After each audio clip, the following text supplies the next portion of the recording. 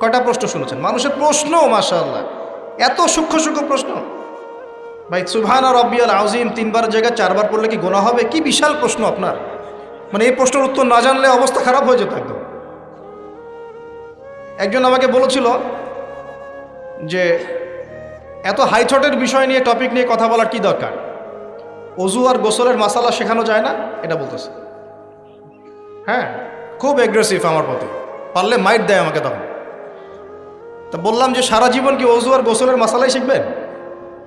এটা তো মানুষ নুরানি ক্লাসে শিখে শেষ করে, মক্তবে শিখে শেষ করে ওযু কেমন করে করতে হয়, গোসল কেমন করে করতে হয়। একটা সময় মুসলিমরা পুরো বিশ্বকে নেতৃত্ব দিত।